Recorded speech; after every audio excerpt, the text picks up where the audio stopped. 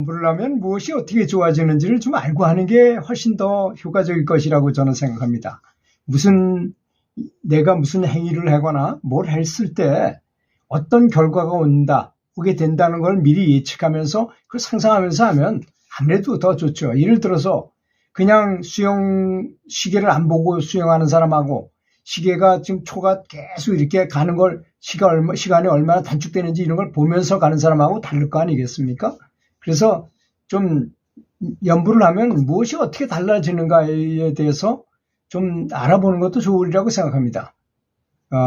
제가 늘 말씀드리지만 바둑에도 급수가 있고 탁구에도 1부, 2부, 3부 뭐 이렇게 그 급수가 있더라고요. 그러니까 학교에서 학생들이 공부하는데도 학력이라는 게 있어요. 그래서 점수를 이렇게 계산할 수 있는 것처럼. 근데 연분에는 점수가 없어요. 근데 엄격히 연분을 한 오래된 사람, 여러분들이 만약에 내가 아주 잘하는 걸 다른 처음 초보자들이 하는 걸 보면 어설프고 저 사람이 어느 정도 갔는지 이렇게 알아보는 것처럼 연분을 아주 오래 해보면 연분에도 그런 급수가 있다는 걸 알게 됩니다. 그래서 수다원, 순하원, 아나함, 아라한 이렇게 네 가지로 그 사성문의 지위, 과위를 이렇게 나누잖아요. 무슨 과를 얻었다, 무슨 과를 얻었다. 그래, 아라한 과를 얻어야지 깨달음을 얻은 것이다. 이렇게 말을 하잖아요. 그런 것처럼 이런 게 다 있다고 봅니다. 그래서 첫 번째 그러면 좋아지는 것들이 무엇일까? 저는 지혜가 잘한다고 생각합니다. 연부를 하게 되면 연부는 부처님을 모셔가지고 부처님과 같아지는 거기 때문에 지혜가 제일 먼저 자라고, 그런데 연부를 많이 했는데도 지혜가 자라남을 잘 느끼지 못한다면 그것은 그 방법이 좀 뭔가 그 연부를 할 때 그 생각과 연부를 하는 방법이라든지 뭔가가 좀 잘못되고 있다는 증거가 되지 않겠는가, 저는 이렇게 조금은 극단적으로까지 생각을 하게 됐습니다. 그래서 연불의 목적을 가장 먼저 지혜를 얻기 위해서 하는 것이다, 이렇게 목적을 두고 싶어요. 그리고 연불을 하다 보면 작은 깨우침들이 많이 일어나잖아요. 그죠?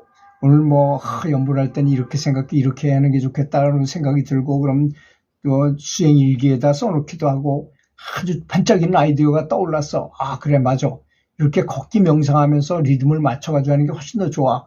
가만히 앉아서 연불하는 것보다 연불하는 게 더 좋고, 소리 내서 연불해보고 소리 안 내고 눈까지 감고 연불하는 것이 또 어떤 차이가 있는지 이런 것도 거기서 깨우친 거를 본인이 체험해보고 깨우친 걸 거기다 쓰는 것입니다. 이거 굉장히 중요하고, 또 오래 그렇게 연불해도 고성 연불을 하는 사람들이 있고, 또 연불선이라 해가지고 아무 소리도 안 내고 눈까지 감고 연불하는 분도 있다는 것입니다. 그러니까 그게 장단점이 다 있겠죠, 나름대로.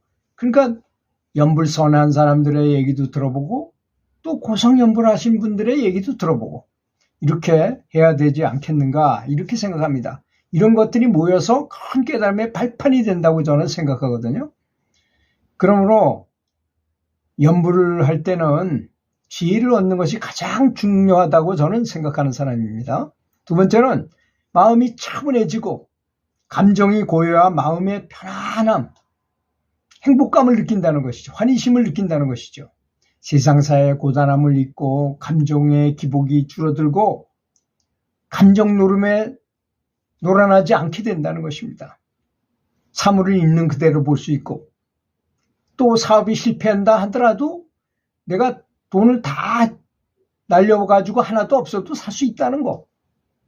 나는 자연인이다 이런 데 가면 진짜 돈은 별로 안 들잖아요. 거기서 돈 들어갈 게 쌀이나 조금 살까? 그리고는 다 현지 조달해서 거기서 산에서 나무 땔감으로 나무를 떼고 따뜻하게 해서 살고 나물 뜯어가지고 밥 해먹고 이렇게 살 수 있다는 것입니다. 이런 것을 알게 되면 편안한 행복감이 몰려온다는 것이죠. 그 다음에 가장 우리가 바람직하게 생각하는 게 업장소멸이죠. 업장소멸. 연불을 하게 되면 내 힘으로는 어려울지도 몰라요. 내가 전에 수천생을 살아오면서 온갖 죄를 많이 졌겠죠. 많은 죄를 졌을 거라고 저는 생각이 들어요. 어떤 사람을 딱 만나서 보면 야, 전생에 내가 죄를 저 사람한테 많이 졌구나 하는 느낌을 받을 때도 많아요, 사실. 특히 가족들한테 더 그런 걸 많이 느껴요. 아내라든지, 뭐, 아버지라든지, 어머니라든지, 자식들이라든지, 다 전생의 업보 때문에 내가 고초를 겪고 어려움을 겪고 이런 거거든요. 그래서 그 업장 소멸을 내 힘으로는 어렵기 때문에 부처님을 모셔가지고 부처님의 힘과 더불어서 그 전에 잘못을 비는 것입니다. 우리 현 사회에서도 그렇잖아요. 내가 뭔 큰 잘못을 했을 때 내 힘으로 저 사람하고 도저히 개선이 안 될 때는 대리를 한 사람 세우잖아요. 그죠? 변호사를 대동한다거나 또는 뭐 힘 센 사람 또는 말이 잘하는 사람, 그 사람하고 친한 사람, 아주 굉장히 능력 있는 사람을 모셔가지고 가서 이 길을 해결하려고 하는 거하고 비슷한 거죠. 그렇게 업장 소멸을 해야 된다는 것입니다. 세 번째는 면역력이 높아진다는 것입니다.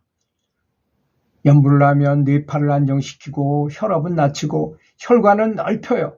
그러니까 심장은 적게 뛰게 하고 전략 모드가 되게 하는 것입니다. 전략 모드를 하게 되니까 이 에너지의 보존 법칙에 의해서 이 에너지가 영적 성장을 할 수 있게 도와준다는 것입니다. 전략 모드가 가동이 되기 때문에 그 남는 그 에너지가 어디 가는 게 아니고 내가 영적으로 진보하는 데 쓰여진다는 것입니다.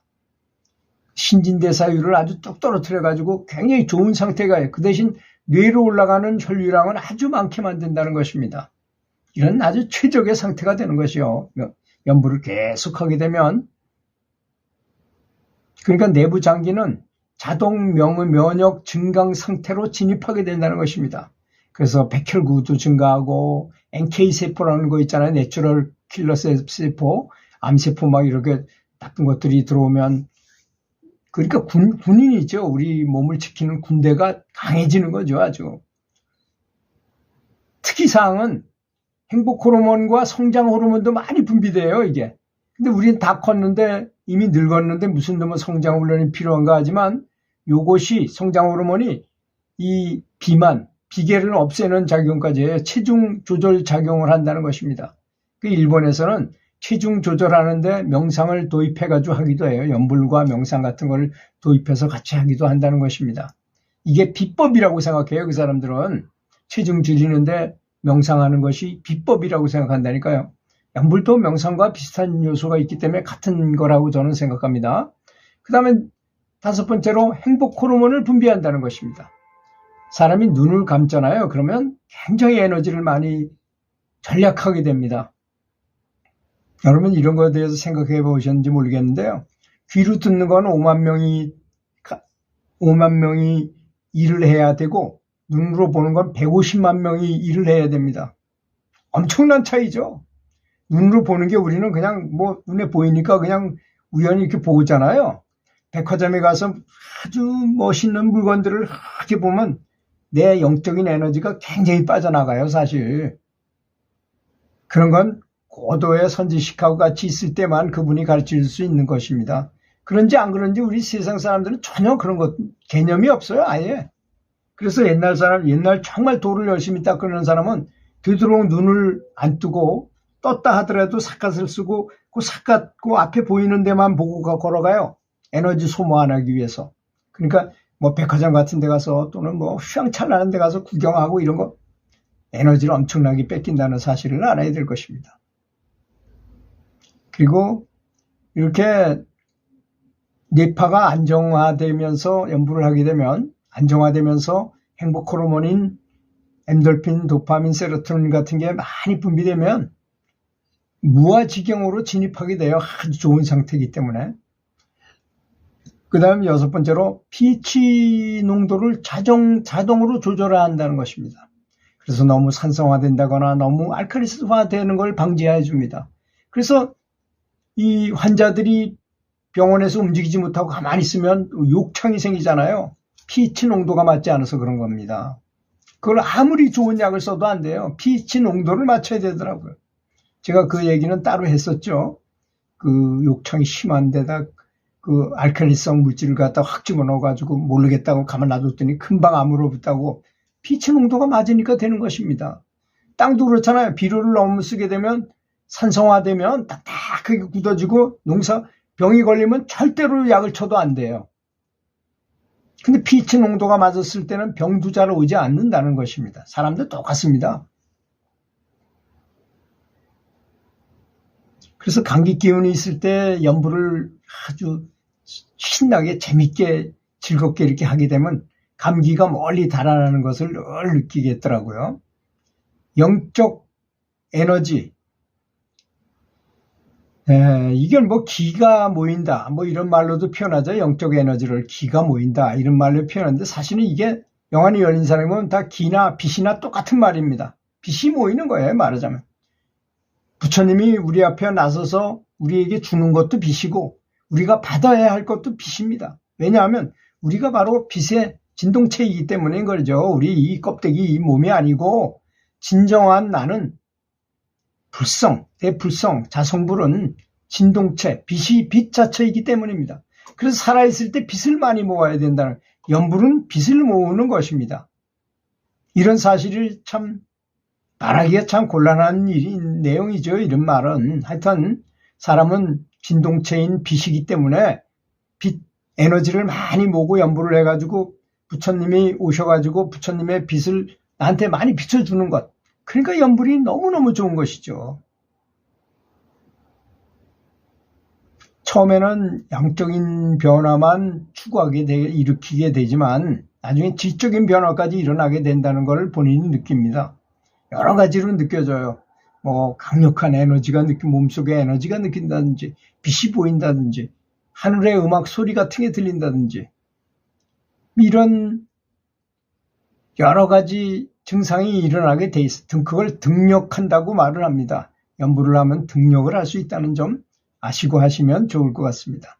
들어주셔서 감사합니다.